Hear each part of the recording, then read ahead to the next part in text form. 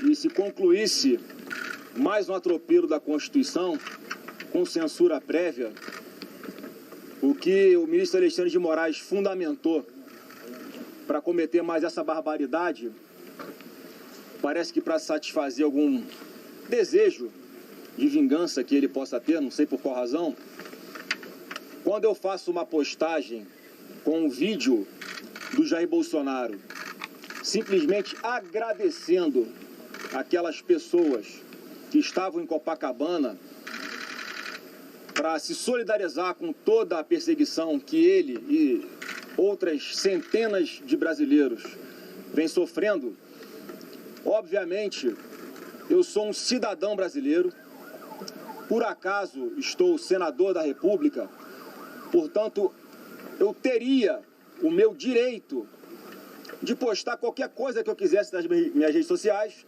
uma vez que a medida cautelar do Alexandre de Moraes dizia respeito a que Bolsonaro não falasse sobre o processo dele. E foi o que eu fiz, com a convicção de que, obviamente, na cabeça de qualquer pessoa normal, não traria problema nenhum. Porque foi eu que postei, não foi o presidente Bolsonaro que pediu para eu postar, para burlar qualquer medida cautelar, para indiretamente usar a rede de terceiros para se promover. Não.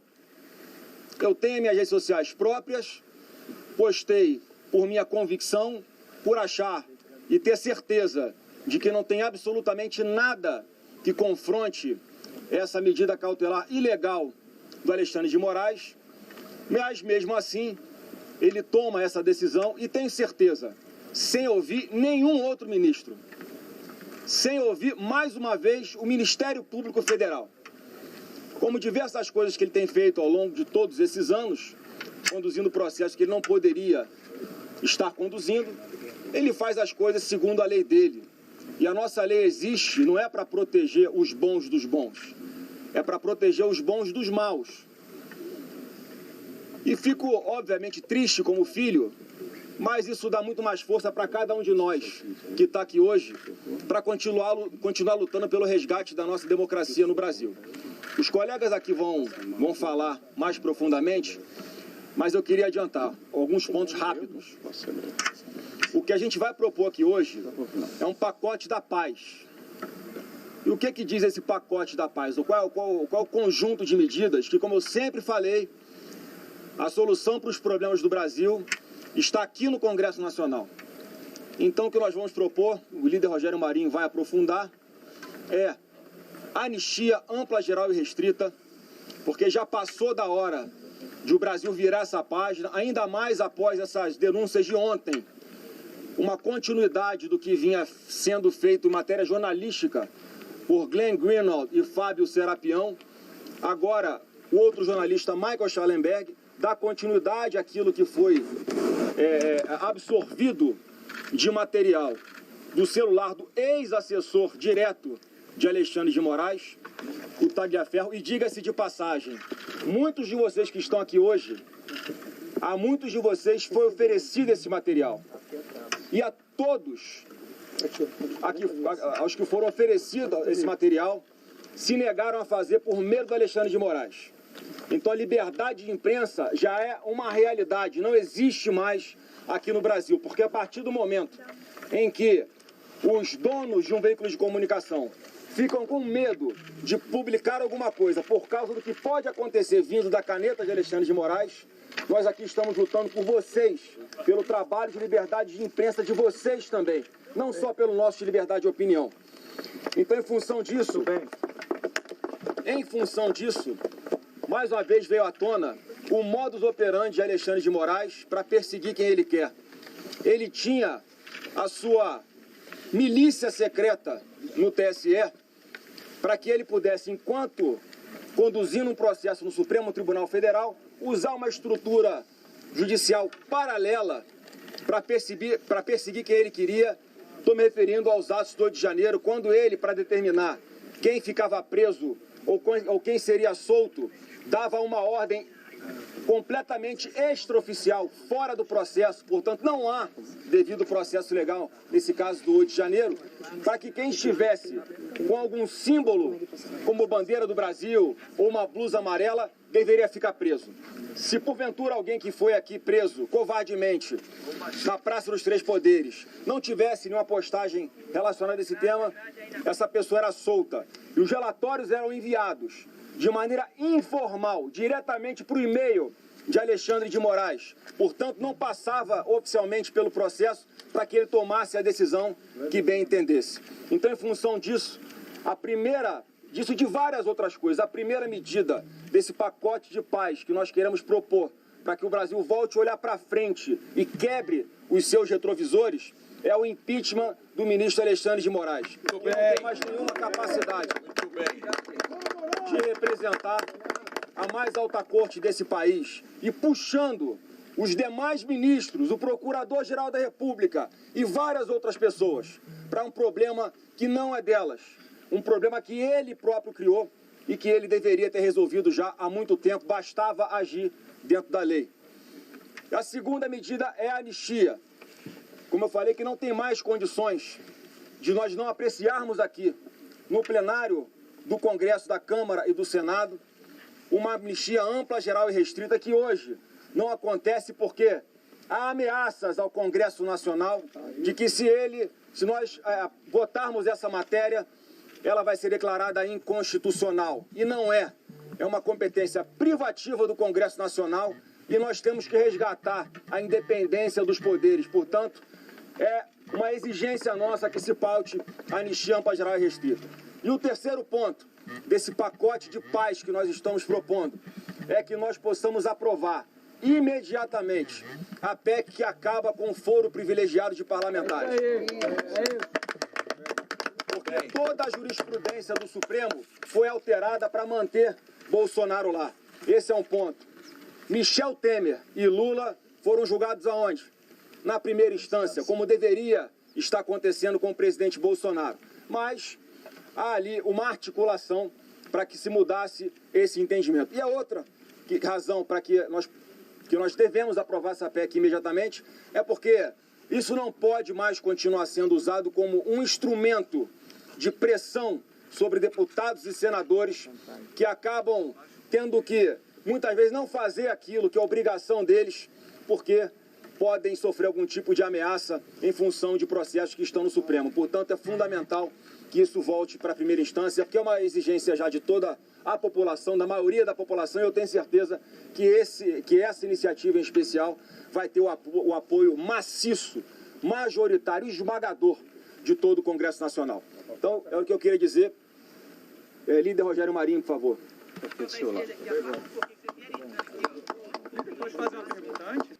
Bom, eu quero lembrar aos senhores que nós estamos vivendo um momento de exceção nesse país. Por que eu falo exceção? Há um ovo da serpente, eu acho que essa é a expressão, que é o inquérito chamado inquérito do fake news ou inquérito do fim do mundo. Eu vou lembrar para vocês um episódio recente que ocorreu aqui e aparentemente passou desapercebido pela grande imprensa brasileira. Há 4 ou 5 dias atrás, 2 deputados federais foram à praça pública, a praça que é do povo, a praça que representa a cidadania brasileira, e de uma forma pacífica e ordeira, né, colocando inclusive um esparadrapo na boca, começaram um protesto contra a falta de liberdade de expressão, o arbítrio e a censura que estabeleceu no país.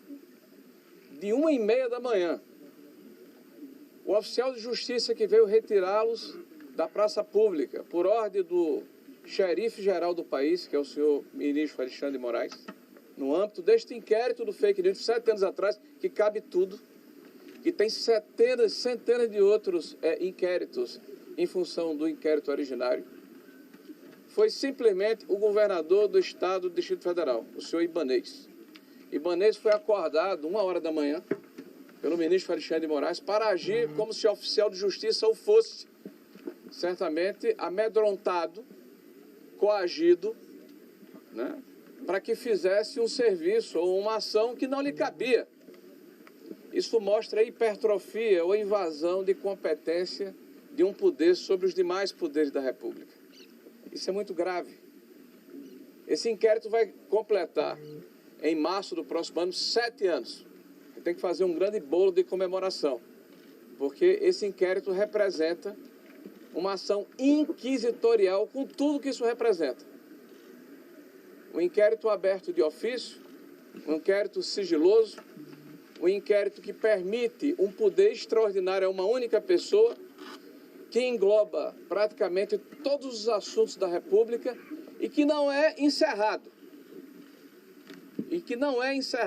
Porque certamente se quer manter este poder que existe sobre a nação brasileira, e no próximo ano nós teremos a eleição.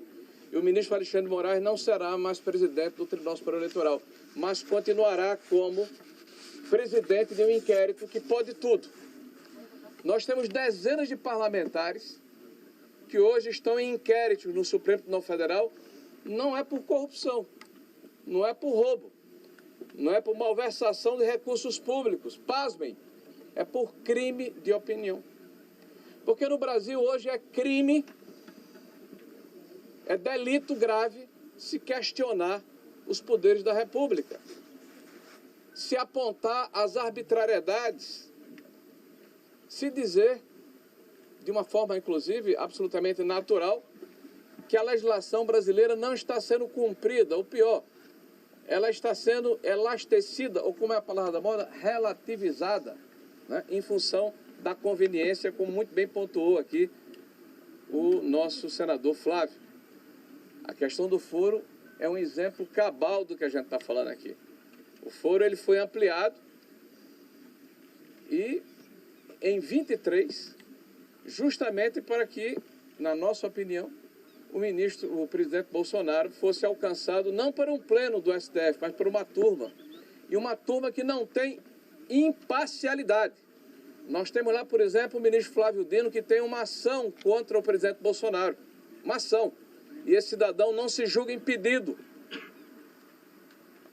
Nós temos um ministro chamado Alexandre de Moraes, que é o condutor do processo, que claramente e notoriamente é adversário do presidente Bolsonaro. E tem dado várias declarações pré-julgando essa ação. Ou seja, nós já sabemos que o jogo está jogado. Então hoje, nós estamos aqui em frente à Casa do Povo, porque quem está aqui foi votado pela população brasileira, ao contrário do juiz Alexandre de Moraes, que não recebeu um único voto para conduzir o destino do país. Estamos aqui da frente da Casa do Povo para dizer que chega, que basta. Que não é mais possível conviver com a conivência ou com essa subordinação que o Poder Legislativo tem hoje perante um outro poder.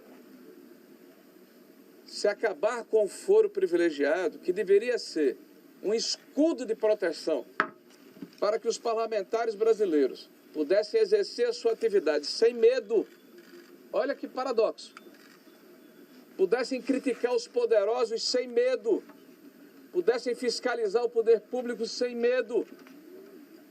O artigo 53 da Constituição, que trata da inviolabilidade do mandato parlamentar e do foro privilegiado, transformou-se, na verdade, numa arma de subordinação e de coação do Legislativo. Vocês publicam diariamente que há dezenas de inquéritos em segredo de justiça que podem atingir parlamentares. Vocês divulgam diariamente que o parlamento não vota determinadas matérias porque o judiciário não quer. Ora, se um parlamento que representa o povo tem a sua vontade manietada e submetida a um outro poder, então o equilíbrio entre os poderes está quebrado. E os fundamentos da democracia liberal estão por terra. É evidente que há um desequilíbrio. E como é que a gente resolve o problema? Está na Câmara Federal um projeto pronto para votação, já passou no Senado da República, que é a PEC 33, do fim do foro privilegiado. Então que os senhores parlamentares sejam tratados como cidadãos comuns e que o Poder Judiciário, pelo menos através de alguns de seus membros, perca a possibilidade de manietar, de submeter o Congresso Nacional à sua vontade ou à conveniência de ocasião. Então essa é uma das das condições que nós estamos colocando, porque nós vamos nos colocar em obstrução. Né? A partir de hoje nós estamos em obstrução. O segundo aspecto que já foi colocado pelo senador Flávio, mas eu gostaria de reiterar um ponto. A gente tem escutado aí um grito de guerra, um mantra que a esquerda profere como se fosse uma palavra de ordem que unifica todas as correntes. Sem anistia, o ódio, o ressentimento, né, a divisão do país entre nós e eles, o radicalismo, a necessidade de se ter uma narrativa que coloque uma cortina de fumaça sobre os problemas que o país tem, é o que está por trás disso, porque a esquerda é hipócrita. A esquerda que grita sem anistia foi anistiada por crimes de morte, de violência, muito bem. de roubo, de assalto, de sequestro. E o Brasil se reconciliou para se voltar para os problemas mais importantes que a nação brasileira tem. E nós hoje estamos vivendo sobre um desgoverno. Nós estamos vivendo sobre uma situação em, por exemplo, que ninguém mais fala do assalto que foi cometido contra os velhinhos do INSS, contra a desestruturação dos nossos fundos de pensão, contra a quebradeira geral das nossas empresas estatais, o Correios à frente.